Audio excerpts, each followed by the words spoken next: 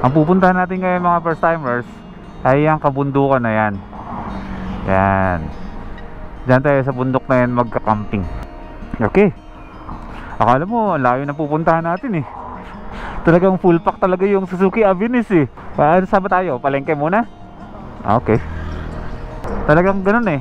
Hindi talaga kaya yung ano eh, yung umalis kami na packlight, mapa-camper van yung dala natin, mapa-motor. Talagang marami tayong dala-dala.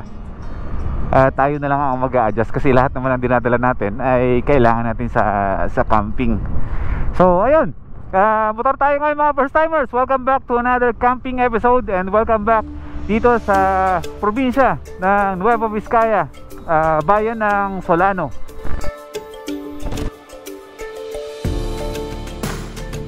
Mag-alas 3 pa lang yata ng hapon, bounce na tayo. Magka-camping tayo ngayon. Sundot muna tayo ng camping dito bago tayo bumalik ng Bulacan at mag van life tayo ulit kung saan. Meron pa kasi kami 3 araw na papalipasin dito at hindi namin alam kung anong gagawin namin. Sabi ko mag-camping tayo, balik tayo ng kabundukan, bisitahin natin ulit yung Camp Johnny Hoy kasi matagal-tagal na rin, ilang buwan na rin kami hindi napunta doon. Hindi rin naman natin na sila nakakamusta kung kamusta na ba yung status ng campsite. Tingnan natin, kamustahin natin sila. Pupunta lang kami ng palengke, mamimili lang kami ng mga ibang bagay na babaunin natin doon at lulutuin. Tapos mamundok na tayo. All goods? Okay ka lang dyan? Hindi ba tayo magta-take out ng mga ganyan? Gusto mo? Mag-take out tayo ng ano, mga iinitin na lang para hindi na tayo wag pagod-pagod dun, para ma-enjoy natin yung ano, cold weather ba. Nasa bahay tayo ng Solano mga first timers eh. Dito tayo sa pinakamasayang area dito sa Solano kapag gabi. Mga ano ba, mga kainan. Parang food ano ba tawag dito? Food street na nagtitinda ng street food. Ganyan. Tapakita ko sa inyo kung gano'n kajampak itong motor na ito. Yan. Ito yung mga bags ko dati na ginagamit dito rin sa nung dati nung nagbumoto-moto camping pa tayo. Iba-iba pa yung mga motor na ginagamit natin. Gusto ko sanang ilipat dito yung ano, yung bag nung Suzuki Bistrom natin kaso napakalaki. Kaya sabi ko ito na lang. Mga lutuan natin nandyan, mga gadgets ko, gadgets and everything, mga damit. Syempre dito yung mga tulugan natin, mga tent natin and poles dyan. Mga pinili mo? Atay. Tenga. Walang tenga. Hindi na, okay na yan, gusto na yan. Pabili ako ng pineapple juice sa kanya. Ba't mo tinikman? Akin yan eh. Chinek ko lang. Matamis. Chinek mo lang talaga ba? Yan po lahat ng in-order niya? Opo sir. Kung hapunan na yan. Di ba po triangle ang tawag natin dito? Oo sir. Mangga dito, mangga swimming. Food tripan ba? Balutin na lang po natin. Sige sir. Ulamin namin yan sa camping. Para konti na lang ang lulutuin namin. Salamat tay, nay. Hawakan mo na lang mo. Oo. Mahal, mas gusto ko si Avensis na lang yung gamitin natin pang motocamp. Ito. Oo. Bakit? Parang nadadrive ko din. Kasi si Bistrom, hindi ko naman nadadrive eh. Pag mga mag-solo-solo ako, ganyan? Oo. Bistrom gamit ko? Oo. Pero pag magkasama tayo, syempre, si Avensis na. Wala problema. Para at least makapag-drive ko rin. Alam ko, namimiss mo na rin mag-drive eh. Oo nga. O tara na. Malayo pa ang biyahe natin. Tara, ang layo. So mukhang makakabalik tayo sa solo camping. Hindi, joke lang. No. Hindi na kasi ako pwede mga first timers mag-isa. In time malalaman nyo rin kung bakit hindi na ako pwedeng umalis ng malayo na mag-isa. Okay, welcome back to nag-ano na pala ako. Okay, tuloy tayo sa biyahe. Welcome back ulit. Naninibago kasi ako at nakamotor tayo ngayon. Namimiss ko yung camper van. Hinahanap siya ng sistema ko. Ako naninibago talaga ako magmotor. Pero yun nga yung kasabihan na wag mong lilimitahan ang iyong sarili sa mga bagay na gustong-gustong mong gawin. Tulad, for example, tayo gustong-gusto natin mag-camping. Talagang lulong na tayo sa pagka-camping eh. Parang nasa sistema na talaga ng ating katawan na kapag hindi natin ginawa, nabubugnot tayo. Ako, tinutopak ako pag hindi ako nakakapag-camping eh. Ang sungit ko daw eh. Ang hirap kausapin. So ibig sabihin nun na ako'y naghahanap na ng kaganapan ng camping ba. Sabi nga, wag ngang limitahan ang inyong mga sarili. Gawin ang mga bagay na alam nyo yun yung mga nagpapasaya sa inyo, diba? Sariling decision ninyo yun eh. Sariling decision. Hindi iba ang magtuturo sa inyo o magpush sa inyo gawin yung mga bagay na kung ano yung nagpapasaya sa inyo. Tayo masaya sa mundo ng pagka-camping. Kung ididepende natin yung sarili natin sa mga sasakyan na ginagamit natin na syempre paiba-iba yung lugar na pinupuntahan natin, paiba-iba yung sitwasyon. Not all the time dala natin yung camper van. Tulad niyan, si Watod, bago kami umalis, dapat naka-camper van tayo ngayon. Low-bat yung battery. Ano yun? Hindi na tayo makakapag-camping. Aba, it's a big no-no. Napakalaking kasalanan nyo sa sarili. May mga motor naman tayo. So I mean, any means of transportation patawid sa mga bagay na alam natin na kung saan tayo magiging masaya at kung saan tayo makakaramdam ng kaginhawaan. Not literal na camping lang ha, is gagawa tayo ng paraan para magawa natin yung mga bagay. Mailagay natin ulit yung sarili natin sa sitwasyon na kung saan payapa at masaya at kalmado tayo, diba? Walang limitasyon para sa pansariling kaligayahan ba. Sa bundok na yan tayo pupunta, dyan tayo pupunta. Sunog na sunog pa rin. Putik yan. Loko-loko tong Hilux na to. Pininaan tayo. Ipagas na rin tayo. Are you ready for the most terrifying off-road experience? Terrifying. Okay, tuloy na tayo. Okay, magkwentuhan muna tayo mga first timers ha. Medyo na-miss ko yung ganitong setup eh. Yung may camera dyan sa harapan. Nakikita nyo ako na suot ko ulit yung jersey ko ng Boy P. Suot ko ulit yung Gile helmet ko na ginamit ko nung solo Philippine loop ko. May camera naman dito. Yung nagsisigawan ba? Yung nagsisigawan yung motovlogger ka sa kalsada. Diba? Open na mga tao ngayon kapag ang rider merong GoPro sa helmet. Ay, vlogger yan, shout out, shout out. Magkwentuhan muna tayo kasi wala naman tayo ibang gagawin dito kundi magdaldalan tayo dito habang nagbumotor eh. Ganito talaga habang nagbumotor eh. Okay, nandito tayo ngayon sa Madjangat Bridge. Yan yung kabundukan na pupuntahan natin. Yung bundok na yan. Yung ilog na to dito sa kaliwat kanan ko, yan yung kadugtong ng mga pinagka-campingan din naman natin dati. Hindi lang maganda ang tubig ngayon kasi nga madalas ang pag-ulan-ulan dito. Takta, daldal ko ah. At ganoon, pag naka-motovlogging setup ako, ang daldal ko. Hindi kaya talagang motovlogger pa rin talaga ako. Okay, andito na tayo. Palaob na tayo. Okay, balik tayo sa topic natin. Kanina, nabigla na kami na sige nga, mag-camping na nga lang tayo ulit sa balik tayo ng camp dyan hoy, mag-camping tayo. Kasi nga kagabi mga first timers, na-experience namin na umulan. Dalawang gabi na umulan, pero kagabi malakas ang ulan. Sobrang lamig. Tapos nagising ako kaninang umaga, siguro mga 5:30 AM hanggang mga 7 AM. Yung kapaligiran ng Alitap-Tap Base Camp, puting-puti kasi naghahamog talaga. As in, last year pa namin na-experience yung ganong klaseng hamog. Sabi ko, kung malamig dito, kung mahamog dito, sabi ko, mas malamig sa Camp Johnny Hoy. Mas mahamog doon. Mas masarap mag-camping. Kaya sabi ko, mag-camping tayo ngayon. Yun, pack up, alis agad, camping. Tatay sa kabundukan na yan. Ba, yung dating maputik na dinadaanan natin dati, sementado na. Lahat na. Ongoing pa lang ang paggawa. Pero saan tayo? Ito, may konting off-road. Pero Off-road na lang na. konti na lang oh. Mukhang sisimentohin yata lahat-lahat to ah. Sana nga hanggang Camp Johnny Hoy, sementado no. Taas na yun. Ay, ang sarap na doon. Masarap pa naman mag-camping dun. Pambihira, sementado na. Ang ganda. Simentado na. Hindi ako natatakot. Dati pinababa ko pa. Yung paganda yung daan dito. Once na natapos lahat ng kalsada dito, sabi ko sa inyo mga first timers, ang Camp Johnny Hoy na campsite ang isa sa pinakamagandang raw camping spot dito sa Nueva Vizcaya. Maraming mga campsites dito na paborito namin. The Humming Farm, favorite yan, diba? Nasa unahan ng mga listahan yan. Pero pag sa raw camping na talagang yun nasa tuktok ko ng bundok, talaga may overlooking, tapos raw, mas ma-nature, yun talaga Camp Johnny Hoy. Merienda time. Gandang tambahay na to Tignan nyo ito mga first timers sa mga laking probinsya dyan. Ano nga ba to? Dayami. Alam nyo ba na ako ay nakaranas na maglaro sa ganyan? Makati yan mga first timers. Ubod ng kate, pero hindi ko iniinda yung dati nang maliit ako kasi masaya dyan.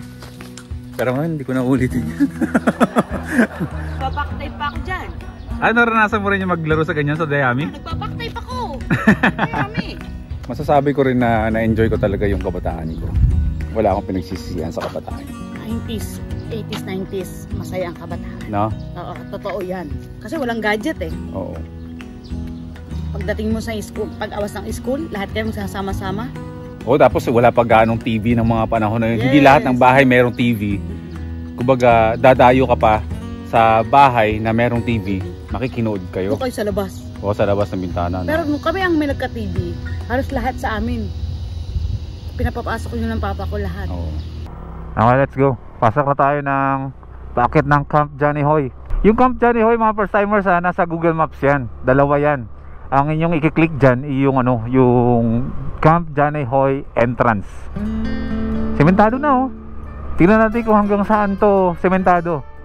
Sana na. Diba no? Ay nako, pipilitin natin si Watod, maiakyat dyan. Oo. Talaga, kapag ito naging semento na hanggang dulo, pero feeling ko hindi pa talaga semento hanggang taas. Pero kahit na mapatag lang ba yung kalsada dito, kapag nakaakyat dito si Watod, yun talagang pwede na. Ay, pamira, kahit isang linggo tayo dito sa taas. Walang uwian. Maganda yung signal dito. Maganda tanawin, maganda yung weather. Tapos ano yung city lights, di ba? Oo.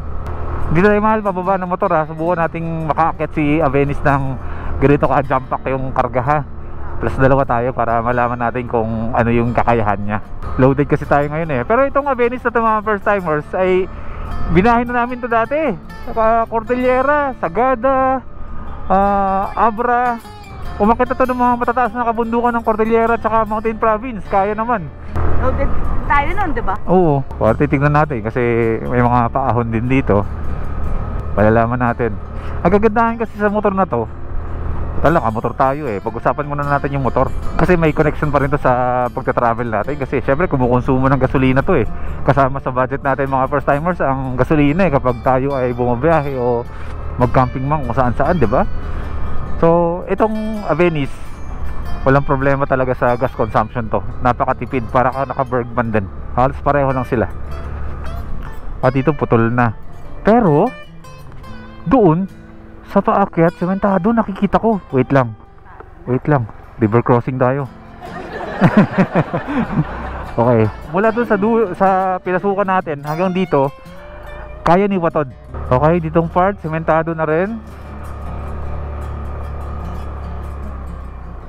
Dito medyo kailangan lang piliin yung dadaanan ni Watod. Kailangan ko lang gumilid konti. Ito yung isa sa mga mahirap ahunin itong part na to. Sementado na rin. Madulas to kapag umuulan. Yung part na yun Oo. Lagi pong may na-aksidente. Okay, passable. Imagine natin na kasama natin si Watod. Si Watod yung dinadrive natin ngayon. Nakakarating na siya dito. Kaya niya. Oo, sementado na rin dito. Yung mga part na talagang malalalim, inayos na pala. Ito dito, kaya ni Watod to. Yung malalim na tong uka, igigitna mo lang naman yan. Pwede, kaya to. Dito sa part na to, daan-daan lang din si Watod dito. Itong part na to, kaya to. Kaso, sa motor, medyo challenge. Okay. Hiningal ako dun makakaakyat si Watod dito. Ditong part wala namang kanal sa kanan. Meron. Kasya pa rin si Watod dito. Kakasya pa rin. Wala na, Camp Johnny Hoy na to. Bilis. Pambira, makakaakyat si Watod dito next time. Siliin lang talaga Pambira, makakaakyat na si Watod dito. Alright. Parang walang tao, sarado Pero sige, wait lang. Idiretso na natin sa taas. Kuya! Bakit parang walang tao? Baka umalis lang. Diretso na tayo sa taas. Mga car camping, pwede na rin dito mga first timers. Ayan o. Ayan o. Pwede na mag car camp dyan. Kata dun sa taas. Pinakataas tayo. Siguro mag-ano na lang tayo, mahal. Mag-pitch tayo ng tent sa loob na lang nung kubo kong malaki. No? Good idea. Para kung sakali man na umulan hindi tayo mahirapan. Ano? Kaya ba? Huwag kang bababa. Susubukan nyo natin Mas manageable talaga yung maliit na motor, no? Ayun may source of water tayo. Galing yan sa bukal. Kaya. Itong angkas ko masyadong masyadong matatakotin Okay, ito na. Dito na tayo. Tama, dito na tayo mag-camp sa loob. Dito na tayo sa loob ng kubo. Kaya ko para may sarado, no? May lamesa na rin tayo. Para less tayo, set up. Tent lang. And the voiceover is back. Baka mabagot kayo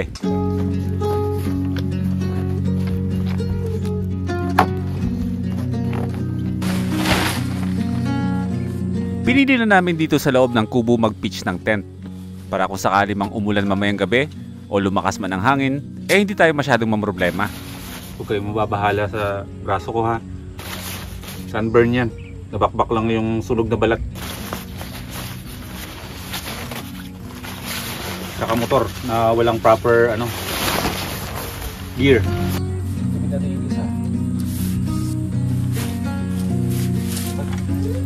Meron nga pala nagtanong sa comment section noon na kung ano daw yung brand ng tent na ginagamit ko. Ganyan lang, no? Ang lamig niyan. Ang brand nito is Altitude Outdoor. Sa mga interesado, mag-message lang kayo sa Facebook page nila.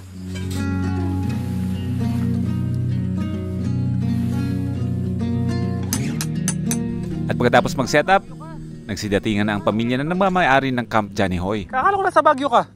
Ito si Kuya Johnny. Pakamp muna kami. Nakakauwi lang galing Baguio. Matagal ding nawala si Kuya Johnny dito sa lugar niya. Kasi nagtrabaho siya sa sa Baguio, Minero. At least ngayon, alam na natin na pwede lang iakyat si Wato dito next time. Pwede na tayo magstay ng matagal dito. Wala na, wala tayong gagawin, no? Pahinga na lang, nakaready naman yung mga pagkain natin. Ang Camp Johnny Hoy ay makukonsider natin na raw camping spot. Kaya kapag pupunta kayo dito, siguraduhin merong dalang ilaw. Ilaw pala ito, dapat i-secure ko, no? Hindi siya dun mababasa yun.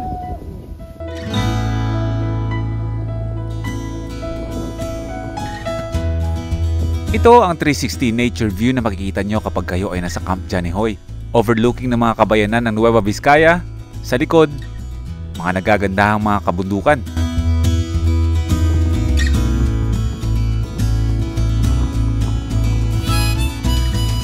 Pagod na yung tutulugan natin ngayong gabi. Ganito lang kasimple. Dito kami magluluto, konting lutuin lang naman. Nakaready na yung ating higaan.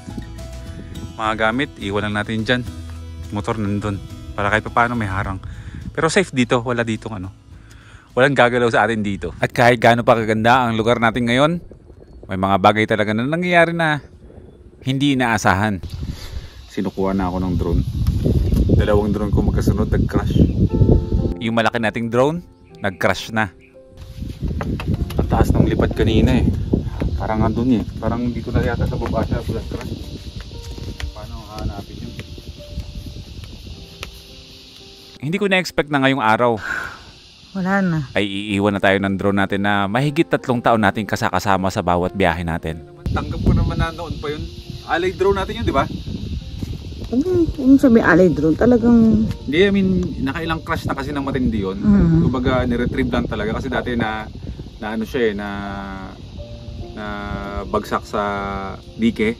Nawasak yun tapos nalublob sa tubig.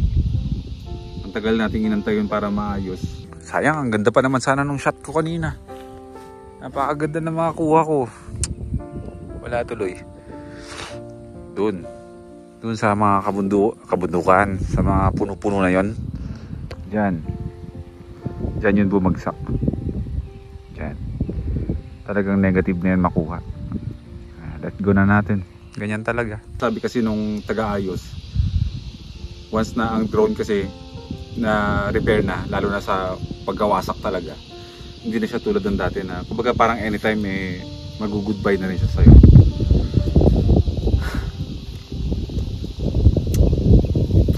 Talaga. Tanggap ko naman na yan, nire-ready ko na yung sarili ko, pero nakakalungkot lang. Ang dami namin pinagsamahan nun. Yeah nga. Diba? Ilang Philippine Loop yun ang gamit ko. Nakaikot na ng Pilipinas yung drone na yun. Talaga. Ang drone talaga may hangganan talaga. Wala na, natira sa ating controller at mga battery. Yung drone, pag pina-find drone ko patay. So kung sakali man na hanapin man natin yung drone, hindi siya mag-update sa mapa. Kung malapit na ba tayo, malayo pa sa kanya kasi walang connection yung GPS. Hindi kayo lobat siya? Hindi, kaka-charge ko lang walang connection na yung GPS sa drone para ibato niya dito na kung nasan siya kasi nga patay na yung walang hindi buhay yung drone. So medyo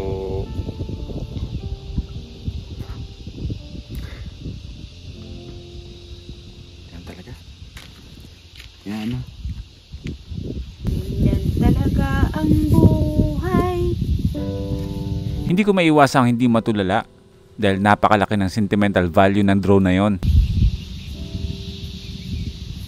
Hawa-hawa ko lang sa kanina, ngayon wala na. Philippine Looper na drone yun. Pero siguro in time pag maglinis-linis sila dyan, makikita nila mahal kasi ng drone. Para kang bumili ng second hand na motor, brand yung motor. Correct. Okay, malungkot. Ibig sabihin yan pag ganoon Pag may nawala, may darating. Pero nalulungkot pa rin ako. Pero lumalaban na lang din yun. Lumalaban na lang din yun. Nag-aantay na lang din yun kasi nakakatatlong cash na yun Hindi naman ako papayag na wala tayong drone shot. Huwag kayong mag-alala mga first timers. Huwag kayong magsiskip ng ads. Makakatulong yan sa pagbili natin ng panibagong drone. Dati madali lang bili namin yung mga drone na ganyan Pero since na nagbago yung buhay may business. Nung wala na yung negosyo, mahirap na. Dati chicken lang yung mga ganyan. Ngayon hindi na. Don't skip ads Malaking tulong yun. Naalay ko na yung drone ko dito. Nag-crash yung drone ko. Nag-crash. Para sa mga bago na hindi pa nakikita ang kabuang itsura ng Camp Johnny Hoy, meron naman ako mga stock footage. At ito yon.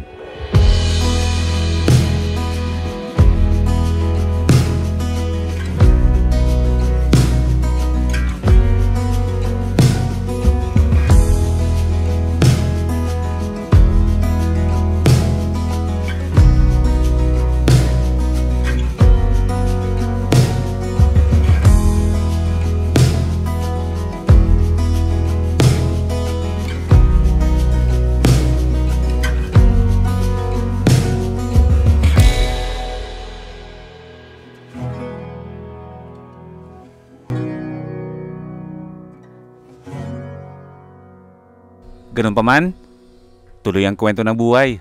Lumaki. Paano mo nabalitaan dito? Ang pamilya ng Camp Johnny Hoy, unti-unti na nagsisidatingan. Ba't parang hindi ka lumalaki? May tuturo ako sa'yo paano lumaki. Iba yun na mahal No? sabi ko tumangkad Kumusta? Nag-aaral ka pa? Oo nga binata ka na. May girlfriend ka na? Huwag muna. Mag-aaral ka muna. Chismoso ka. Pati ba naman yung girlfriend nila mo? Ano po pag-uusapan natin dito sa bundok?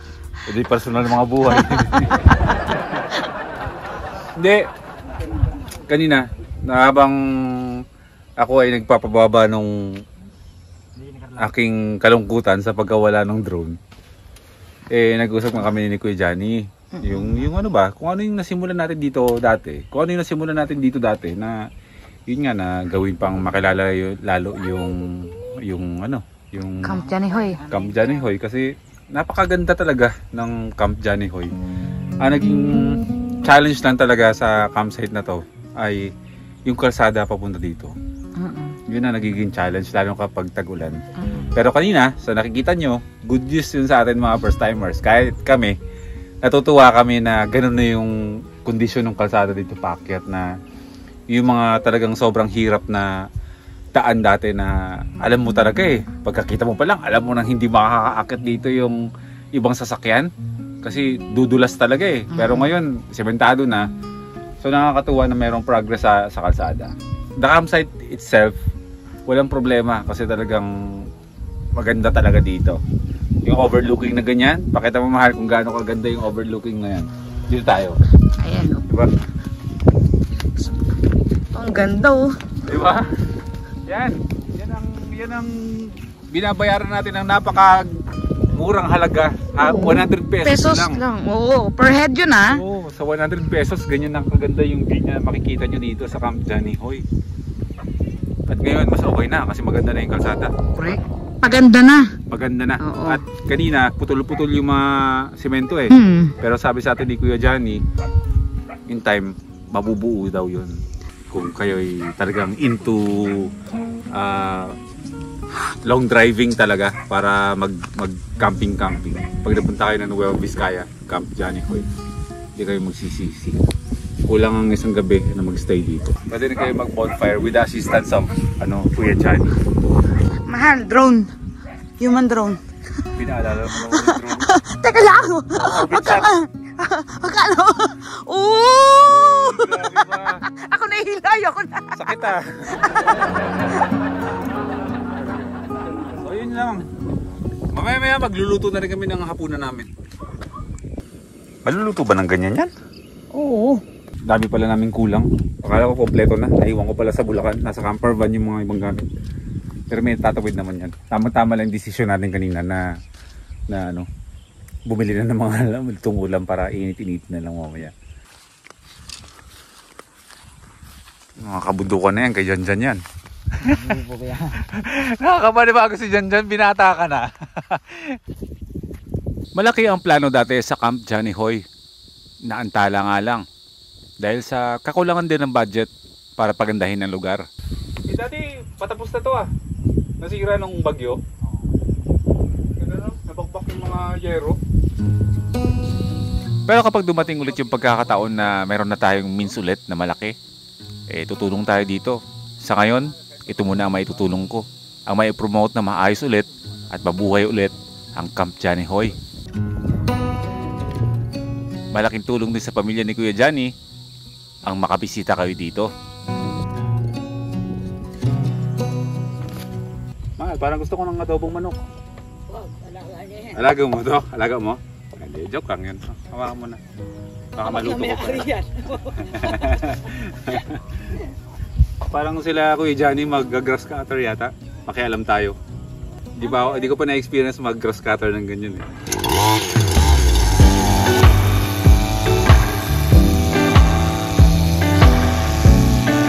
Gusto ko. Jan, pasubok ako. At dahil nga tayo si Boy first time, susubukan natin yan for the first time. Hindi ba lilipad to? Hindi ka. Pa ganun? Oo. Patagilid? Patagilid din yan. Pa-side lang kuya. Oo.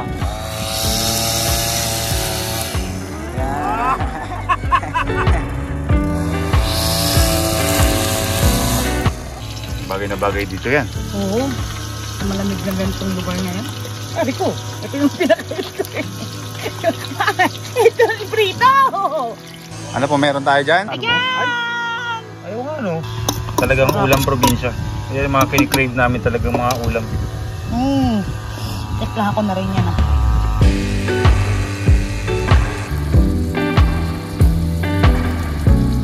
Pagod na si Janjan. Sam!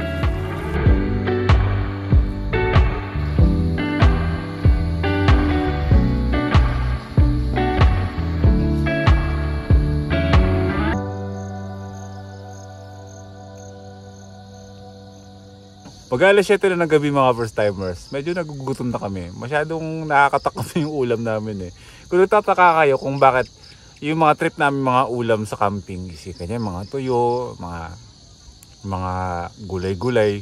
Naikwento ko na yun dati eh. Simula nung napunta na kami ng Nueva Vizcaya, doon kami nasanay na kumain ng mga ganyan. Kaya kahit saan na kami dalhin ngayon, saan kami mapunta, hindi po pwedeng wala kaming dalang tuyo, hindi kami pwedeng makabili ng gulay sa hapagkainan. Dapat meron talaga. Pero bago kami kumain, mamaya na kami kakain para sabayan namin yung mas malamig na klima. Bababala kami doon sa bahay nila Kuya Johnny, bibili na kami chichirya. Wala mo kaming gagawin dito. Wala tayong gagawin dito, kundi ganito. Tayo lang ang campers ngayon dito sa Camp Johnny Hoy. At solong-solo natin ang kalikasan ngayong gabi. Ayan ang likor natin, di ba? Nagtataas ang mga kabundukan. O tara, baba na tayo. Luwanag oh. Tama-tama yan. Para kita-kita ng mga cobra. Oy, huwag naman. Hanap tayo ng mga butas. Loko, ano yung butas? Maghanap tayong cobra. Loko, halika, huwag ka magbiro ng ganyan. Sarap daw yun ah. Masarap daw yun. Ikaw na lang. Pala ka. Yan, masarap. Baka may mga paniki. Masarap din yun. Nakain ka nun? Hindi. Pagbilan po. Nagiinuman sila doon. Oh. Gin, syempre. Nueva Vizcaya tayo eh. Gin ang hari dito.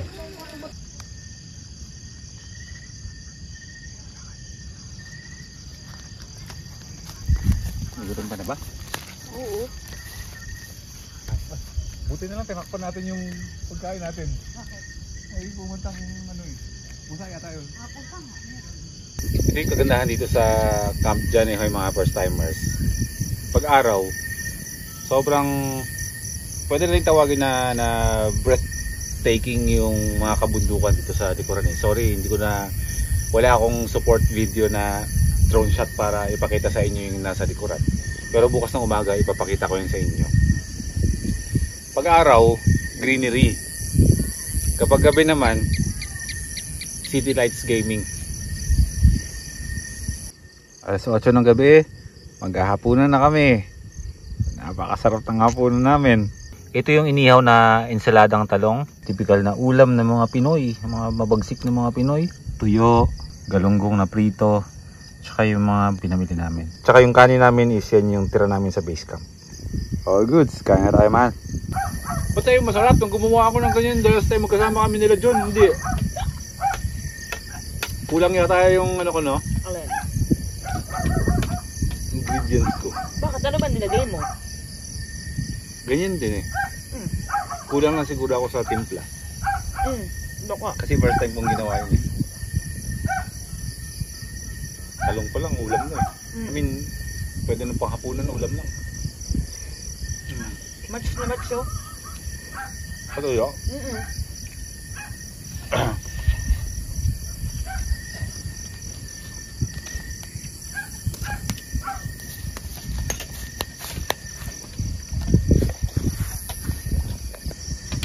Saan yung suka ng ano natin?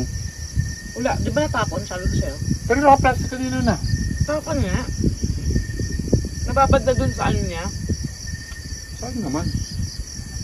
Tuyo yung pinaka-the best na partner nung ano no? Nung ito oh.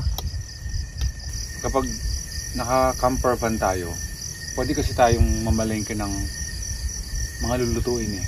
Kasi kompleto tayo ng lagayan, may mga cooler tayo. Nakakabili tayo ng mga fresh gulay at kung ano-ano pa. Pag naka-motorsiklo tayo, motorsiklo. Tagalog eh. Kapag naka-scooter, naka-motor, ang hirap mga first timers na mamili ka, na mamalengke ka ng hindi kaya dahil dalawa tayo. Kapag nakakamotor ka, hindi pwede mag-imbak ng pagkain mahal. Ba't wala ka, dadala ka ba ng ng cooler mo? Diba? Pwede, yung maliit. Kaso, limit lang din yung may lalagay mo. Kaya yung ginawa namin kanina, pwede din rin yung magiging option yung mga first timers na kung meron kayong mga simpleng lutuin, kasi iba talaga yung galaw ng nakamotor ka kaysa sa camper van eh. Pag nakamotor, pwede din yung magdala ka ng isang ulam lang na pwede mo lutuin. Mm. Tapos yung ibang ulam na gusto mo, yung bibili ka na lang din ng luto na sa mga karinderya o kung ano yung tirang pagkain nyo sa bahay nyo, balot mo, baunin mo, ilagay mo sa lunchbox o kung saan man. Pagdating dito, initin. Tingnan mo, yung niluto lang dito, yung tuyo lang, tsaka ano ensalada Tapos yung mga ibang ulam natin, bili na. sa labas. Init na lang. Yung ibang ulam pa natin dyan, tira natin sa base camp, di ba? O ilan ulam natin? 1, 2, 3, 4, 4. Apat na putahe. Putahe bang tuyo? Oo. Ano mo dyan? Hindi ba yan putahe? Hindi. Ano yun siya? Ulam lang. Ulam, is putahe. Ano ba? Pagad, di ba? Hindi. Putahe din siya, mahal. Ito, makakonsider mo as putahe. Bakit? Kasi may mga kasangkapan na halo-halo mo as in niluto mo. Diba? Putahe. Di ba? Pag bumibili ka sa mga karinderya. Kahit prito pa yan, kahit hotdog lang yan, yan ang putahe nyo ngayon. Di ba? Counted siya sa bilang. Okay. Oo naman. Ay, naku talaga. Okay. I rest my case.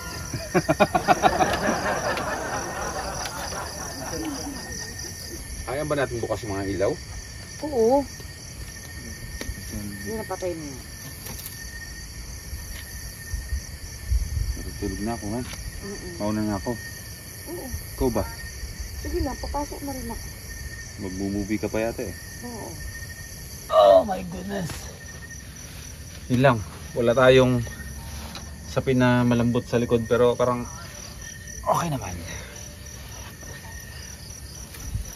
Kaya yan. Ano, mag-movie ka ba? Oo. Saan? Okay, pasok ko na lang Mag-headset ako. kung kailan mo, ha? Mag-headset naman ako. Ah, dito ka na din? Oh, sige. Pero wiwiwi mo na. Akala ko mag-overlooking trip ka pa dyan. Andiyan pa yung reading glass ko. Ito. Ayan, pabot niya ako. Salamat. Okay, mga first timers, kami ay magpapahinga na. Mas mauna ako matulog. Kasi inaantok na ako eh. Anong oras na ba?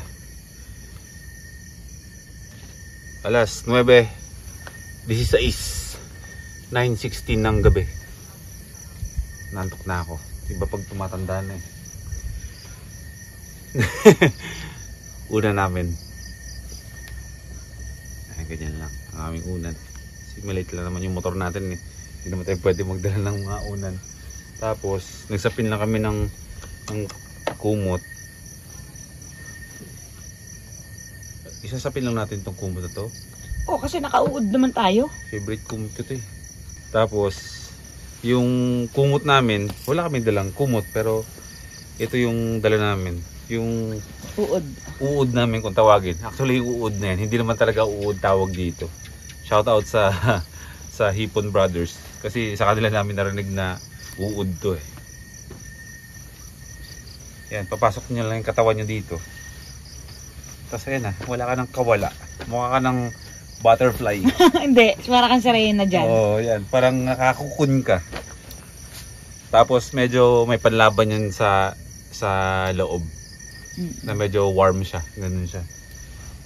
So paano? Bukas na lang mga first timers sa pagising. Pagising ka maaga. Kung sakali man na humamog, pakita ko sa inyong mahamog yung lugar. Pero maaga ako magising. Like mga 5:30 ng madaling araw gising na ako. Ang lamig. Lamig yan, sarap eh. Huwag kayo mag-expect ng morning drone shot ha. Morning drone shot. Pero makikita naman natin yan bukas na yung magandang video sa likuran ng mga kabundukan pagising. Sana tulad ng pagising natin kahapon, kanina pala na talagang naghamog ba. Kasi sa base camp kanina, nagising ako ng maaga, namumuti talaga sa hamog eh. Sana dito rin humumog din para mas maganda yung gising natin. So good night muna sa inyo mga first timers. Ituloy natin yung kwento natin bukas kung anong mga kaganapan pa.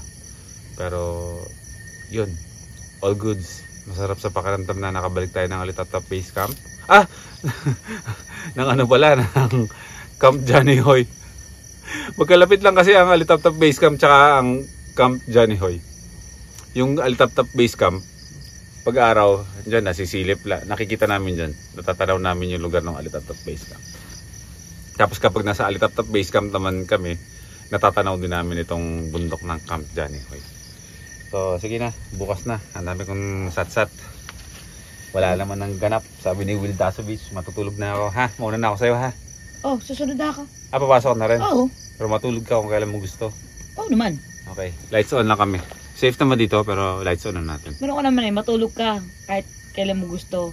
Pero gigisingin kita. Matulog lang kung kailan mo gusto pero gigisingin kita sa tamang oras. No? Hindi tamang oras yun. 5 ng umaga. Oh. Akin to, di ba? Oo, sa'yo yan. Mas makapal-kapal. Mas malaki, syempre. O siya, good night na muna mga first timers. Puntaan nyo to ha. Nueva Vizcaya lang to. Camp Johnny Hoy. Tuloy ang kwento bukas. Pagising natin. Kinabukasan, ang aga ko nagising. 5. Morning. La! Ang ganda. Wait.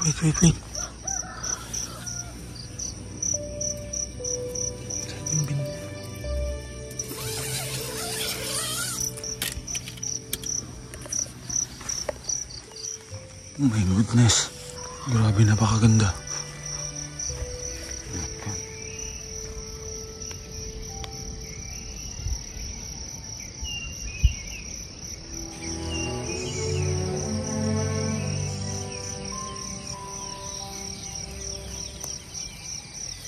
Lang.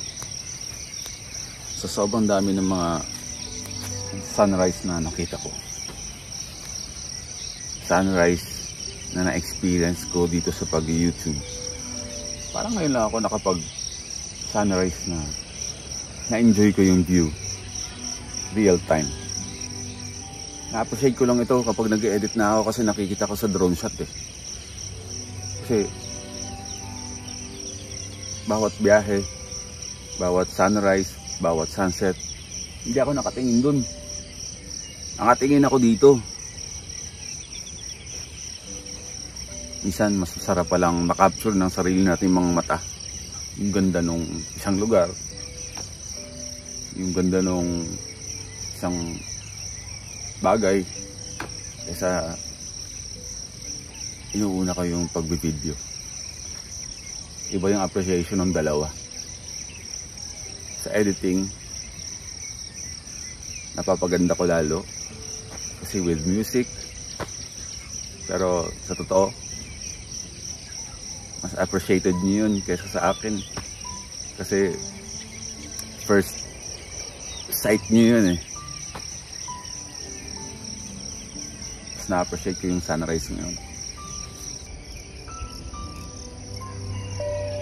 Napakabilis maglaho. Kanina napakaganda pa niya. Ngayon, unti-unti nang nawawala yung kulay. Morning thought, kapag pinalagpas mo at hindi mo masyadong tinuon, binigay yung attention mo sa isang bagay, lilipas yun at panginayangan mo. Posibleng ang sunrise makita mo ulit bukas, pero hindi na yung tulad ng kahapon. Iba na yun. Maaring may sunrise ulit, pero hindi na siya kasing ganda nung time na dapat mas na-appreciate mo siya.